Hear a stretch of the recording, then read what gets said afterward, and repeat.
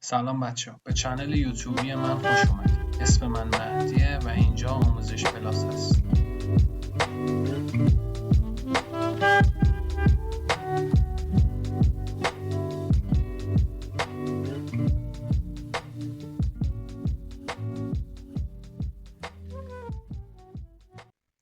فالو نشدن افراد در اینستاگرام چیه؟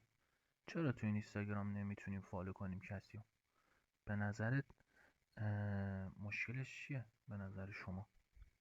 امروز میخوایم با هم یاد بگیریم که متوجه بشیم چرا نمیتونیم داخل اینستاگرام کسی رو فالو کنیم. خب یکی از معضلاتی که اینستاگرام برای کاربرانش به وجود آورده مشکل فالو نکردن در اینستاگرام در واقع هست. زمانی که شما با لمس کردن گزینه فالو هیچ اتفاق جدیدی رو مشاهده نمی کنید، دائم از خود میپرسید که چرا نمیتونم کسی رو فالو کنم؟ چرا فالو میکنم آنفالو میشه؟ این سوال ذهن شما رو درگیر میکنه که آقا چرا؟ هی دارم تلاش میکنم، هی دارم فالو میکنم، فالو نمیشه. خب 5 تا دلیل داره این موضوع. یکی از دلایلش اینه که بلاک شدن توسط کاربر. شاید برای شما هم پیش اومده باشه که خواسته باشید پیجی رو فالو کنید، اما هر کاری انجام میدید نمیتونید پیج رو فالو کنید. چرا ریکوست اینستا میپره؟ شاید ترین دلیل این مشکل بلاک شدن شما توسط پیجی است که قصد دارید اونو فالو کنید. اگر شما نتوانستید پیجی را فالو کنید، مطمئنا توسط آن فرد بلاک شدید. یکی از مزیت‌های بلاک شدن پیجی این است که دیگه نمیتونید پیامی رو که به شما ارسال میکنند یا اینکه شما رو فالو کنند، یعنی در واقع نمیتونه به شما پیامی ارسال کنه و شما رو فالو کنه. خب هم شما همون، پس شما بلاک شدید. اگر شخص شما رو بلاک کند، شما نه تنها نمیتونید او رو فالو کنید، بلکه قادر به مشاهده جزئیات پیجش هم نیستید.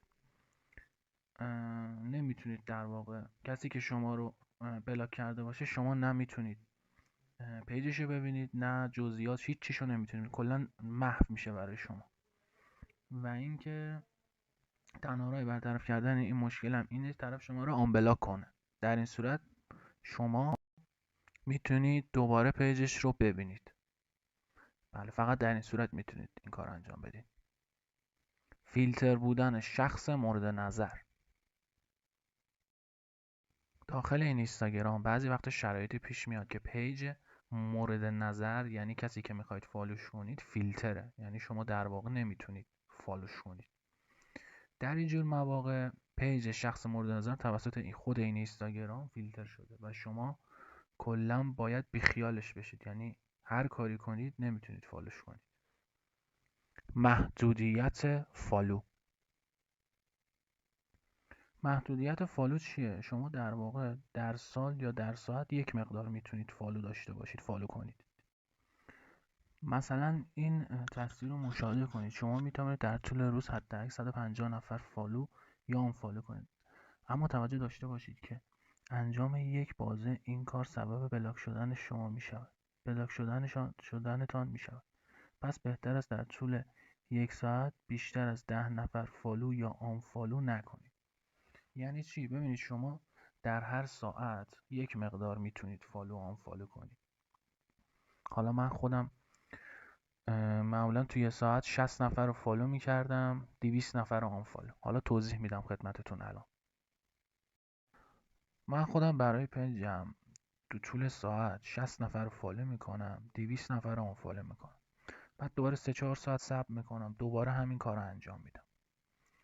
در واقع نکتهشه که شما میتونید این کار رو به راحتی انجام بدید و جذب فالوور داشته باشید، در واقع فالووراتون رو بیشتر کنید. پایین بودن سرعت اینترنت. یکی از دلایل این که نمیتونید کسی رو فالو کنید این میتونه باشه که سرعت اینترنتتون پایینه. وقتی شما سرعت اینترنتتون پایین باشه، قطعا شما در طول روز نمیتونید کسی رو فالو کنید، یا حتی اذیت میشید، یا فالو میشید، در واقع فالو میکنید، میاین میبینید آقا این دکمه هی نمیخوره، هی میزنی هی میبینی نمیخوره. قطعا در اینجور مواقع سرعت اینترنتتون میتونه یکی از دلایل فالو نشدن باشه. استفاده از برنامه تغییر IP. یکی دیگه از این مشکلات میتونه استفاده کردن از برنامه‌های تغییر IP باشه. چون ما ایرانی‌ها از مثلا VPN و اینجور اپلیکیشن ها استفاده میکنیم، اینستاگرام میریم، ممکنه به دلیل اینکه آیپیمون ثابت نیست اینستاگرام هی ما رو بخواد بندازه بیرون یا اکانتمون رو حالا ببنده یا مسدود کنه یا حالا مشکلات زمینه‌ای رخ بده، مثل همین یکیش که نمیتونیم کسی رو فالو کنیم. مهمترین دلایلش همینا میتونه باشه، یعنی دلایل دیگه ای نداره، اینا از مهمتریناشه. ممکنه حالا ایرادات زمینه‌ای پیش بیاد ولی اینا جزو مهمترین دلایلش بود. امیدوارم این آموزش براتون مفید بوده باشه و تا ویدیوی دیگه فعلا خدا نگهدار.